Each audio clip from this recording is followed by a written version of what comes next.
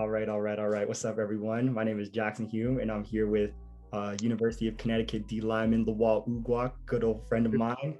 So, to talk about the art of passion. So, I got about 11 questions for you, and hoping to get some good answers from you. Yeah. So, starting off with number one, I like to refer to someone's core motivations as the thing that gets them out of bed in the morning. So, what would you say is that specific goal or motivation that inspires you to strive to be better every day? Moving my family. Family is a big part of it. I wake up knowing that I can be successful here. I can do a lot for my family, and everyone wants to move their mom out and take care of their mom and take care of their family. That's definitely one of the main motivations up there For me. real. Uh, Nah, makes total sense. The transition from Canadian football to American football, like at least from the perspective of a receiver, is way more difficult than it appears. What was it like for you? And did you face any hardships on or off the field that forced you to adjust quickly? I guess I kind of knew what I was getting into. Transitioning from Canadian to American because I played on Team Canada and I played against some U.S. teams before coming here. But I definitely knew it's something that I wanted to do. Like me personally, because playing D-line 1 yard off, it takes away from I feel like your true athletic ability. Like you gotta being in that 6 inches off the ball and like immediate contact and stuff, you can really work your moves, work your speed like right off the jump. And there's no 1 yard buffer. That's one thing. You gotta be a lot more physical. You gotta be like it's really being a dog out there. That's where you see where the real dogs are. I want to be those guys. Yeah, I'd say that's the one thing about the American rules is that it really gives you a better advantage on defense, especially like that no 1 yard. Yeah. And that feels too big, bro. Especially when it comes to conditioning. Yeah. I'm not doing them 60-yard dashes. All right, man. So it must have been difficult to be one of the few D1 teams to not play a season this year. So throughout that time, what helped you remain motivated throughout these times like that looked like have no end? Initially hearing that we were gonna play for a year, like it hurt. But then as time went on, I seen it as another opportunity to grow, get bigger and stronger, and that it definitely was. I gained 10 pounds, like of more muscle. Like it's definitely gonna show on the field that we've been putting in work for a year, and it sucked seeing a lot of those teams play and just being out there, like being on the sideline and watching and not being able to play. It really sucked, but I know that once we get back on the field, we're really gonna show the work we've been putting on for a year. Honestly, bro, the way I looked at it too, like at the start, it's hard to get out of that slump. But once I just started looking at it again, I thought of it as like, this is a year opportunity where we just have a whole year to grind where no one can see us and just level up throughout that time. So I think that really helps. Think about me and you, we've been playing football for a long time, Jackson.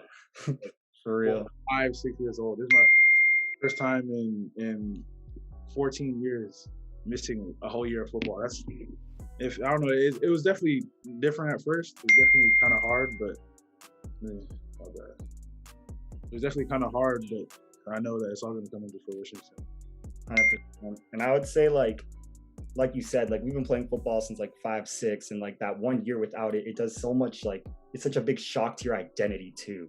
It's like you're with like, what am I supposed to do with like all this free time now? Like this is the first year I'm not a football player, so like I am, but not on the field. So it's such a big change that like you would have never expected. Mm-hmm. Unlike track and field, football is a sport that requires every player on the team to cooperate in order to achieve a collective goal. How does that aspect of teamwork play a role in your personal development as an athlete and a human? Being on a team, it makes you got to hold yourself accountable a little more for the guy next to you, and you always have somebody that's going to be there to tell you if you're doing, like, tell you to get on your I don't want to swear, get on your stuff. Like track. I know it's a little bit more of an individual sport, so maybe you have a little more leeway, and people aren't. A jumper is not going to be telling a sprinter to get on the shit. You know what I mean? But the safety, you can come talk to one of the old linemen. It doesn't matter the position. We're on the same team and we got the same goal. So we need both of us to be on the same page and doing the right stuff. And that's definitely one thing I take away from being on a team sport that I really like. And I feel like being on a team sport teaches you a lot of life lessons like you got those are really your brothers out there. Like you look to the man across from you, you really like look at him, and be like, bro, I'll this guy will go 100% for me, and I'll go 100% for him. And that feeling is just great, knowing that you have companions like that. Honestly. And like that's just one thing that makes football in a league of its own, is like that brotherhood. Yeah, And like the fact that you have like 11 or 12 or like 10 other people right beside you that you have to take care of, and that will take care of you at the same time, and it just really inspires you to like be better. So in the new era that's seeing more Canadian high school football players emerge into the NCAA, you're one of the earlier athletes who earned a D1 scholarship directly from a Canadian high school. How do you see the future of Canadians in the NCAA as well as in the NFL? I think the future is bright.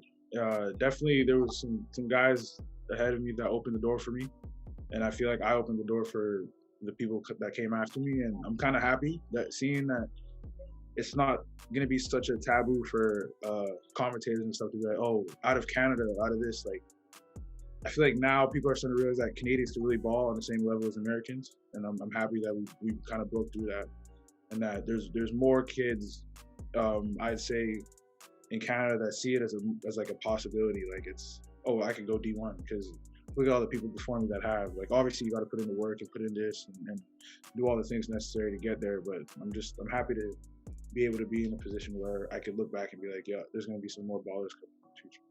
Honestly, man, it's looking so bright. Like even after watching like Claypool this year, like tear it up with Yeah, the like, first game of the season, guys went crazy. Like yeah. I had to tell my teammates that he's Canadian. He's from Vancouver, like no correlation, but even still, just seeing another Canadian in the NFL balling, it's nice to see. Honestly, it's like I always just love seeing it. Like it just makes you feel good, man. Because Canadians, like they're really coming up, and I'm really happy to see it too. So, like especially as a Canadian, I would say that Canadians are often overlooked in the realm of U.S. athletics, like, generally. Would you say there's a predetermined mindset inherent in Canadian athletes who go down to compete in the US? What do you mean by that? I mean, within yourself, like, you know how there's this general stereotype that if you're from Canada, you'd be overlooked simply because they don't see as much? Yeah.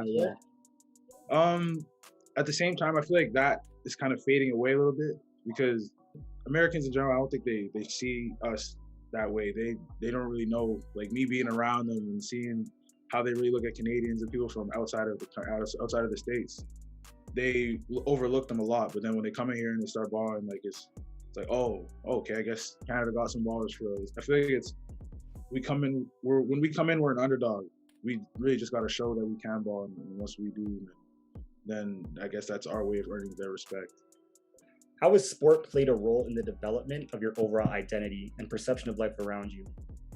I feel like it's played a very big role. Like a lot of people, they see sports as just going out there to do the thing that they're meant to do. You know what I mean? Like go shoot a basketball, go tackle somebody. But like there's a lot of things that I've learned through football that I definitely don't think I would have learned through without playing.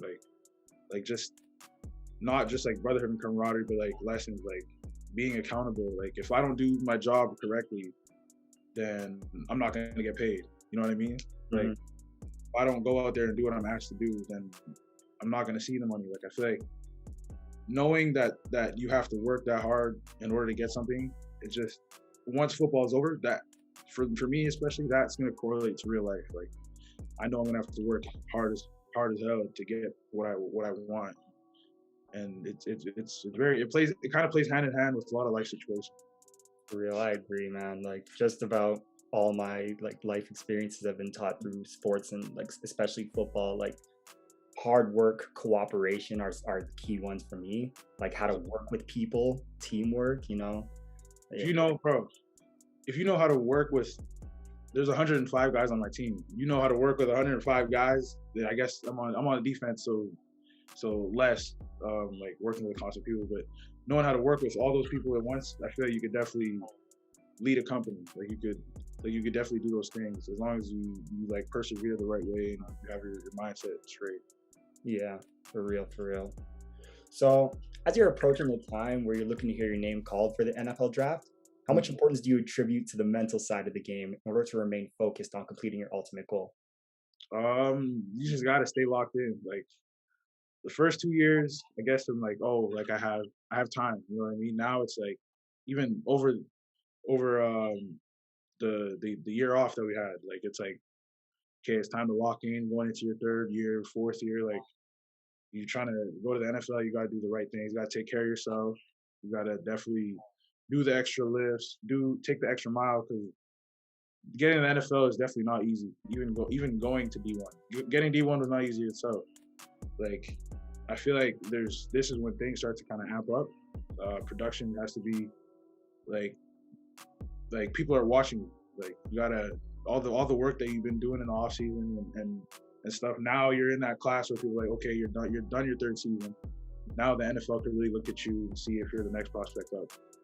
And I feel like definitely taking care of the mental aspect and seeing it that way. It's a time to get really locked in and focused on trying to get your name called. For real. And I'd say it takes like a specific special focus type mindset to stay locked in, especially during these times too. And it just like it makes it all the more worth it in the end, right? I'd say. So, coming from a prestigious program, or a prestigious high school program such as Harry Ainley, how did you find the transition adjusting to a new culture as well as a rebuilding program? I guess that was definitely a shock. I went from winning provincials and getting a ring in two different sports, coming into UConn. It was like restarting everything. Like now I'm in a completely different spot. Freshmen, like there's guys that have been playing this game for 3 years and they're going again like 3 or 4 years, 2 years, like they're ahead of me. Now I gotta down at the bottom of the food chain again, gotta work my way back up.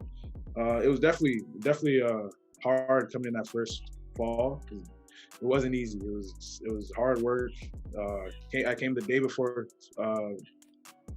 fall camp, so my first practice was against one of the offensive linemen that graduated here. He's in the NFL now. Like he was already in talks of going to the NFL before that season. So it's definitely different. I say it's an awakening, and I'm happy that I went through that because then I see how much work that I had to do to get here, and I look back and I'm like, wow, I really have made so much progress, and I'm proud of that. For real, man. And I'd say I went through the same thing in York too. Like, coming from Ainley and then just going to, having to rebuild again. It makes you fall in love with the process too. Like it makes you appreciate everything that you've gone throughout this season and with this team. It makes you like want to stay around and want to keep building it up. See, I'm happy that I went from that mindset. It's kind of like you know what I mean? It's like, all right, we went from winning rings and doing all that. Now you're back to square one. What can I do now? Like, yeah. I did all that stuff in high school. Now it's a whole different platform that matters even more. Let's see what I can do now. Honestly. One thing football taught me very early in my career is the emphasis on each individual doing their job, which is different from the individualism that's present in track and field. From your perspective, how much does camaraderie as well as leadership play a role in the success of a football team? Oh, it plays a very big role. A team with no leaders is not going to get nowhere. You can have everybody's going to be doing their own thing and being more of an individualistic team. Obviously, there's some individuals on the football team that are just like that, but you all gotta. In football, you have to be together in order to win. Like the best teams, you could call the fourth string like running back and be the guy, like you're cool with him, you could go to war with him, he go to war with you. Like that's the type of camaraderie that's needed for a team to win. Like we seen Tampa Bay, like when they won the Super Bowl, they weren't listening to none of the things that anybody was saying. They were 7-6 halfway through the season, and then they won 7 straight games. Like they were locked in with each other, and even at the beginning of the season, they're saying, "Oh, how are they going to gel together?" New team, quarterback, like Tom Brady coming in. Like, how is he going to get his team together? Obviously, it didn't show in those first few games when they weren't doing too well. But then once you lock in as a team, and once you know that, all right, these are my brothers for real, then you go to war, and the Dubs they really come out. And I feel like for our team this year, that's something that I see that's very different. We're all locked in with each other. We're all boys with each other, top to bottom of the roster, and I feel like that's definitely a great way to start to get the ball rolling. Honestly, man, I think that's one of the I've always thought that's one of the most crucial things in a successful football team is belief in each other. And this time has been given, and I think it's a good opportunity for all 100 players to actually become real brothers and to know each other. Because when you're going on that field, if as long as they have your back and you have theirs, their sky is really the limit for your team. Right? Say Think for about think about when we won the provincial, bro. Like all those times on the bus before practice, taking the bus to practice at Clark Park, cold as hell. We was every time we was in the locker room, we was partying with each other. honestly, Like there was not one practice after there was not one day after practice that we wasn't teeing up or staying there like an hour and a half after practice, maybe even longer, all tired, just talking, just doing things with each other, walking to go get a meal or whatever. Like we were really boys that year. That's one thing that I really liked about that team. for Like real, man. we were really boys top to bottom. That's the only way you could really win if you really trust and have your brothers back that way. Agreed. And honestly, like I learned so much from that team, like on how to like what is really needed to be a championship team. Like, Yeah. because I'd say like the camaraderie, like just the skill, the drive, we had it all. And I learned so much and I took so much into my, not even just into my sport career, but into life after that. And I was so happy to be for there, man. Daily I rep. look back at the Snapchat memories all the time, bro. We were really like this, bro. It's good. Honestly. All right, man. So, lastly, is there any advice you have for athletes looking to get noticed during these times? Um, just keep working. I know COVID has really messed things up, like recruiting wise and trying to stay focused. Like you're not like how many people didn't play football this year? Like when things go back to normal, like you want to be locked in from the jump. Like we had all this time to really we had to take a break. Like the world took a break, and now things are starting to get back to normal. The player you are when things get back and things start going back to normal, it's just gonna show how much work you put in while we were away. I feel like a lot of people, especially in the younger ages, have kind of been steered a little bit wrong and found more found other things to do than like training and all that stuff. So I feel like definitely staying the course and staying focused in your craft is something that could really help you in the future. Yeah, Once we get out of the pandemic. yeah. It's such a long road, but if you stay focused, like that's just Yeah, the it's most road. important thing. Is just to stay the course, because like you just gotta keep believing. Like I feel you, man. Like when times are down, I just keep believing. Hey, man, it's gonna come back one day, and when that day comes, you gotta jump right on it.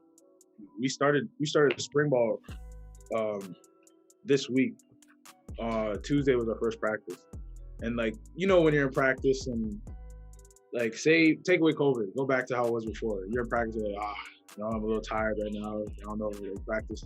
You start feeling that the fatigue from like piled on 3 weeks in the spring ball and all that stuff. You're like but then now that we've been gone for a whole year, being in that position of being fatigued and just doing 4 straight reps, like hitting, like tackling somebody, like that stuff feels like I miss this. Like this is normal. This was really normal for me. And what COVID did was take away what was so normal with 14 years in the making. Like now I feel I appreciate it so much more than I feel like I did before. Like this game could really go away that fast. Like, and I'm happy that we're back into the swing of things. I hope things work out for you guys for York and everything. Once you guys get back, um, I'm excited to see how we all do. Appreciate it, bro. I'm waiting for it too. Staying hungry. All So right, man. Well, thank you for taking the time. I And got you, Jackson. same to you. Good luck with your season and good luck with your, endeavors in life and football. Yeah, you too, bro. Keep it up with this ninth man stuff. I really mess with it for real, bro. Thank you, thank you, thank you.